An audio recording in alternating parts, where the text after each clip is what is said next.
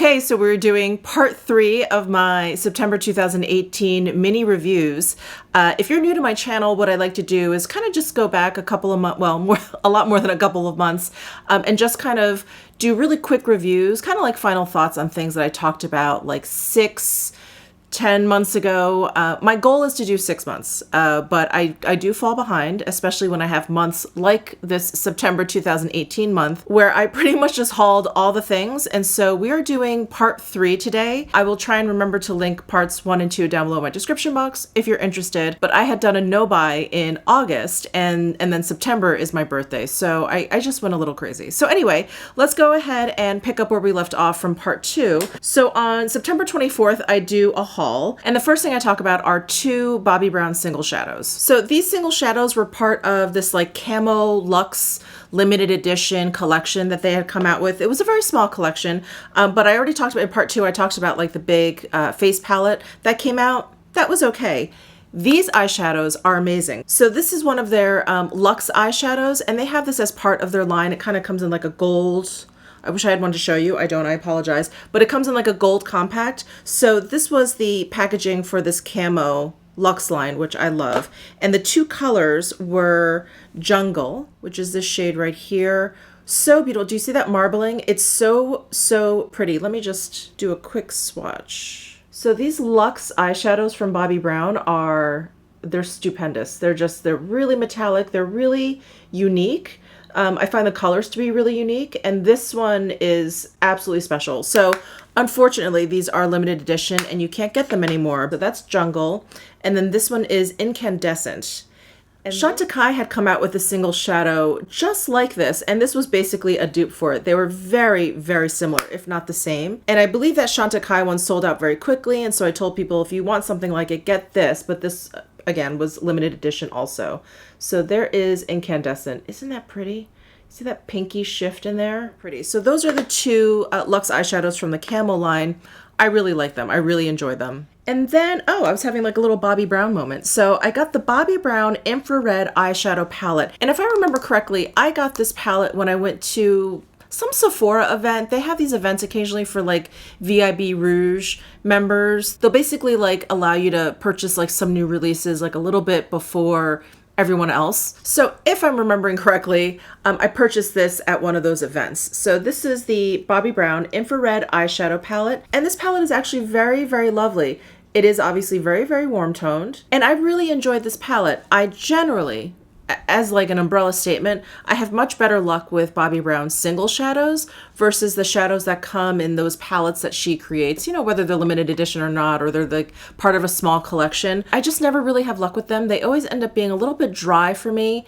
And when they're too dry, they end up being a little bit patchy, or I feel like I kind of blend them away. But I didn't really have that issue with this one. I feel like maybe, if I remember correctly, maybe this shadow took a little bit of work, but everything else was really lovely. I think this was limited edition as well, so I don't think you can get this either. But I remember enjoying this palette, and unfortunately I have not used it in a while, but this was pretty good. Okay, next up I talk about the Givenchy Shimmery Highlighter, and I picked it up in Shimmery Pink. If I'm remembering correctly, this comes in 2 shades. There's like a shimmery gold and then this shimmery pink. And I was actually in store, I remember when I got this, I thought for sure that I would get the shimmery pink. I don't usually like cooler toned highlighters, but I actually liked this one better than the gold because it's not too icy of a pink. It actually has like a little bit of a warmer kind of undertone. Let me just swatch it for you.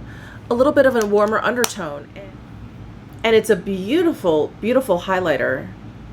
And I don't have a shade like this. It's almost like a baby pinky peach. It's really, really pretty. So I love this highlighter. I've enjoyed it often ever since I hauled it back in September. And then I talk about the YSL Tatouage Couture Metallic Lippies, and I got it in 2 colors. I can't figure out what I wrote in my description box. I think this is Magnetic Prune and this is Temper, but this is color 105 and this is color 104. I have not used these since I hauled them. There, I said it. Here are some swatches. So here's 105 and here is 104.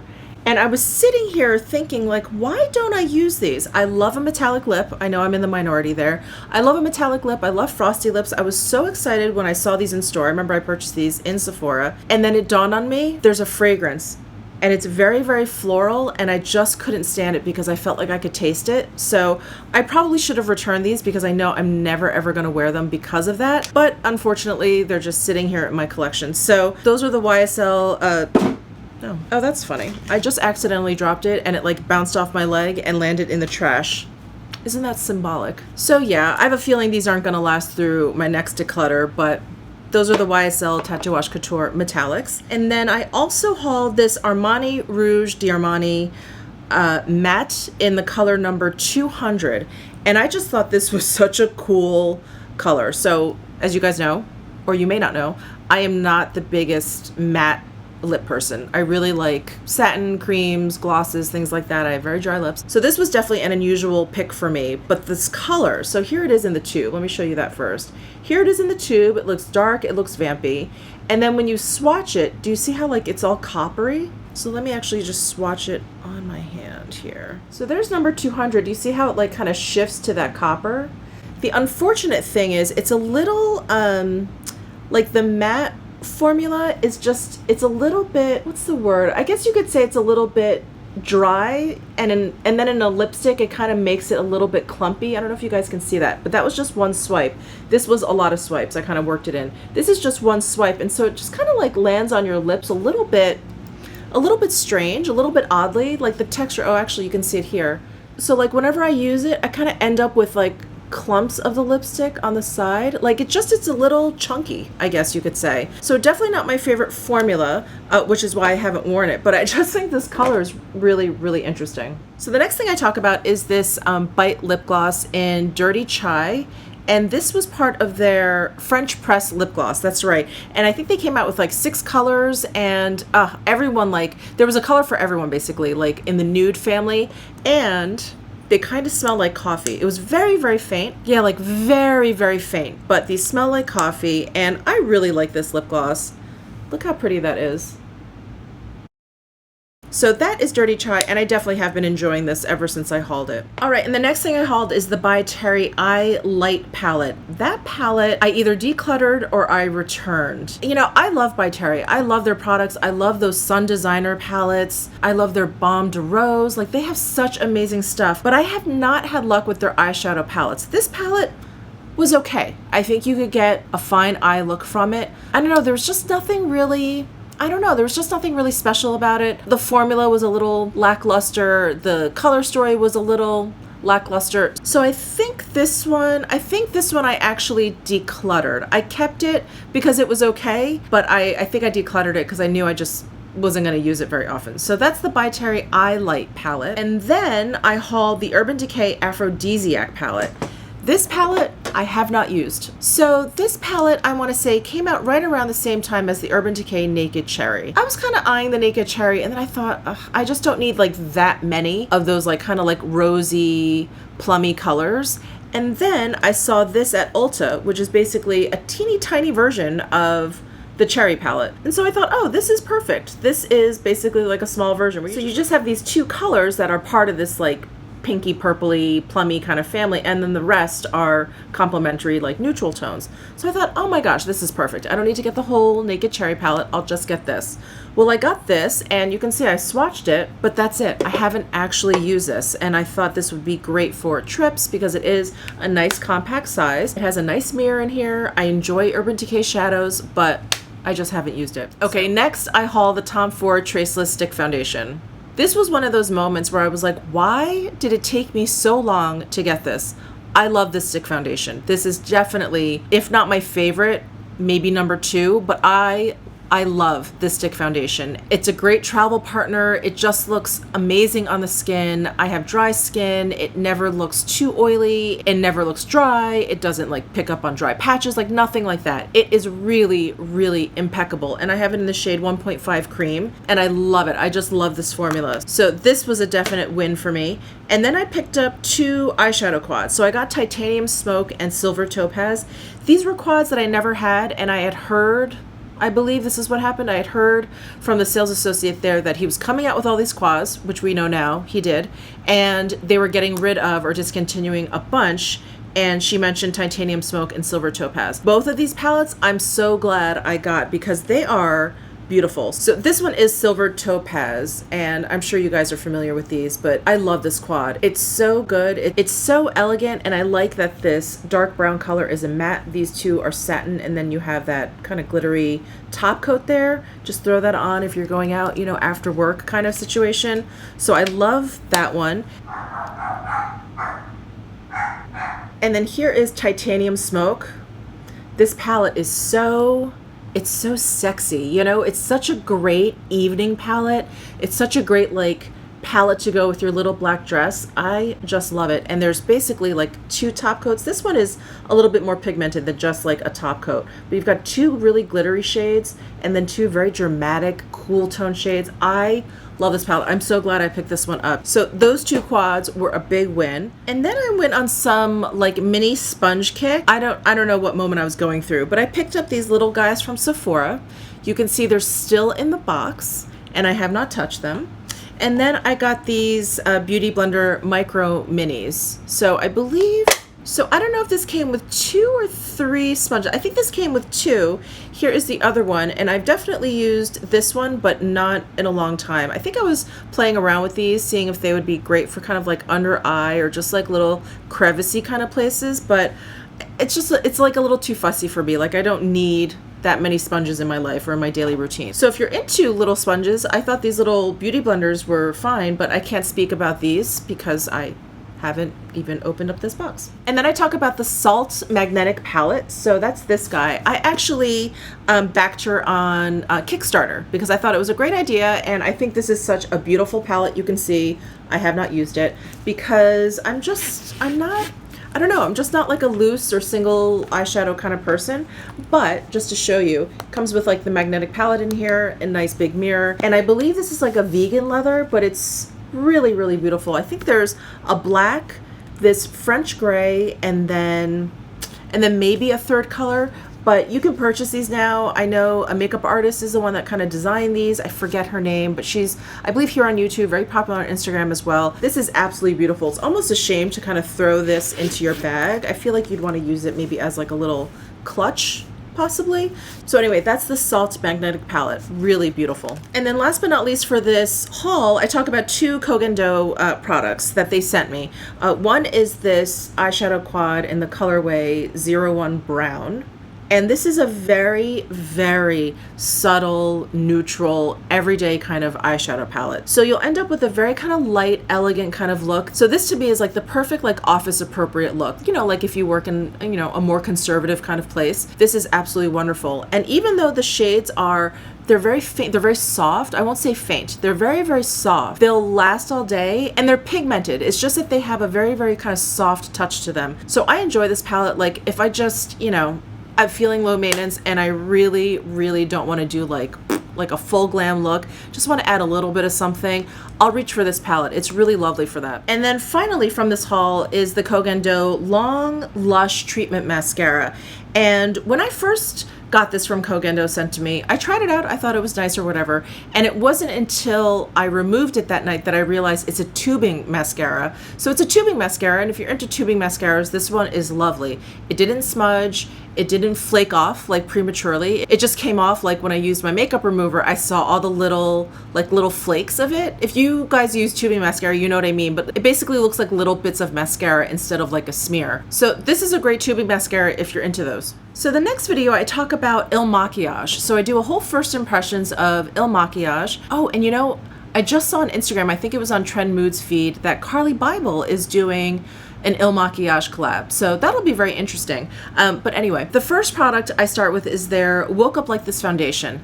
And I thought the foundation was fine, but it was kind of one of those long lasting and it had like a matter kind of finish. And it's just not, it's not my kind of foundation. It was fine. Like it looked fine, but I also felt like it didn't like really do much for my skin. It just was foundation on my face. So I never really reached for it. So I actually finally decluttered that one. So I don't have that one to show you. And then I also tried their Fill and Fix Brow Shaper in Espresso. That I believe I also decluttered because That, it was like a brow mascara, and it was a little bit too wet for me. It was difficult to kind of keep it under control. I felt like I was kind of smearing it everywhere. And so I just prefer like brow gels that are just a little bit drier. I just find them a little bit easier to use. So that was the brow shaper. All right, and the next thing I talk about is their Color Boss Squad in Trendsetter. This is an eyeshadow quad of theirs, and it is beautiful. The Il Makiage eyeshadows are amazing. The packaging is also really nice. It's this very dirty, but like chrome finish packaging, and it's very, very weighty, and actually reminds me of the Tom Ford, how it has that lip in the front. In any case, these eyeshadows are beautiful. They're pigmented, they're creamy, they blend, they're just gorgeous. I love their eyeshadows. In fact, that's probably, yeah, if I had to like pick one thing from the Il Makiage collection, it's their eyeshadows. I think they're really special. And then I have two of their Color Boss Pro palettes. I have Not Afraid, and this is their bigger eyeshadow palettes that come in this really interesting like iPad kind of packaging. So you get this like cover that kind of rolls up and down. You can kind of use it as an easel if you want, which I never really do. And then here are the 12 shadows. Again, really, really gorgeous, really, really creamy. The fact that they're so creamy, you do kind of run the risk of hard pan. So I kind of developed hard pan on this guy, but they're absolutely gorgeous shadows. Like, it's worth the little bit of hard pan because they're almost like a cream to powder kind of finish. They're just gorgeous. And I feel like I should apologize to you guys because I love these eyeshadows, but I never really use them because I have so much. But anyway, this is the other one that I have, Ready or Not. And this one was a little bit more of a cooler palette. So that is Ready or Not. So I recommend those eyeshadow palettes. I really love them. These quads, I feel like they have a whole range of these quads. Really beautiful, really, really beautiful. If you're kind of tempted by Il Makiage, not sure where to start, I'd pick up one of their quads. Really nice. And then I also got two of their eyeliners, and I like these eyeliners. They stay on the waterline, they stay on my lid. They're kind of like, are they a gel liner? Let me see if it says. Just says long wear eye pencil, but they're kind of like a gel liner where I feel like they go on real slick and then they don't budge. Like, you can kind of blend them out for a little while and then they completely set down. So they're that kind of eyeliner and they're wonderful. So the two colors I got are Silvestri and Metallica. And these are just great, great colors. So this is Silvestri. It's like a taupey silver. And then here's Metallica, which is like a gunmetal. So I really love these. Their eyeliners are really nice as well. Oh, and then I talk about their Longwear matte lip cream.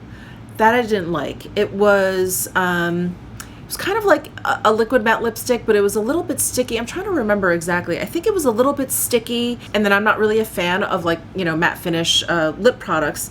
So that really wasn't for me. So I've decluttered that. But I also have two of their super sheer lip colors, one in Honolulu and one in Cabo. And these are like jumbo kind of like lipsticks. This one is Cabo. So this one is Cabo. You can see it's like very, very sheer. It's just a really pretty kind of like nude color. And then this is Honolulu, which is a little bit more pigmented.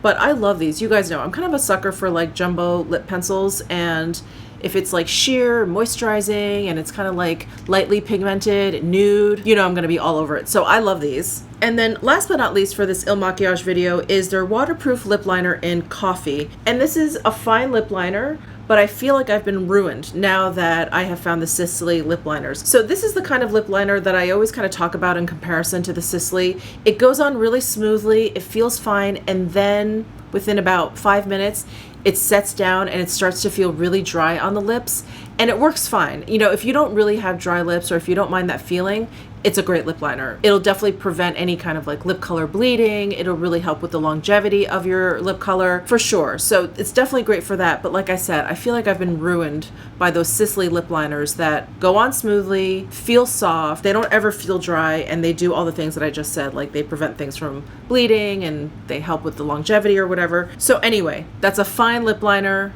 I just personally have been reaching for my Sisley ones. And I'm trying to remove this eyeliner. It's very stubborn. All right, and last but not least, the Viseart Grande Pro Volume 2 palette. This palette is beautiful. Gosh, you can tell how much I love it. It's very, very dirty. And a number of the shades in here I've actually removed and placed in my customizable palette. So there's a ton of shades in here. There's basically 6 different finishes. And I will just say that column 2 and column 6, I don't want to say my least favorite, but those are the ones that need the most attention. They have like the most fallout. They have like glitter particles in there. So you kind of need to put like glitter glue down or apply it with like a mixing medium, kind of turn them into a liquid shadow. So again, that's columns 2 and 6. Other columns behave more like, you know, satin metallic finish kind of shadows where you don't really need to be that careful with them. They don't have a lot of fallout. They're not chunky.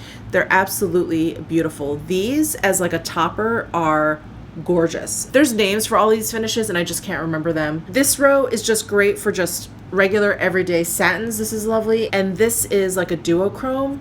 Gorgeous, absolutely gorgeous. So as you can tell, I really love this palette and, you know, I love Viseart shadows in general. So that is the Grande Pro Volume 2 palette. So that is it for the third and final part for my mini reviews for September 2018. I hope you enjoyed this video. Let me know some of your thoughts down below in the comment section. Give this video a thumbs up if you enjoyed it and subscribe down below if you haven't already. I'll see you in my next video.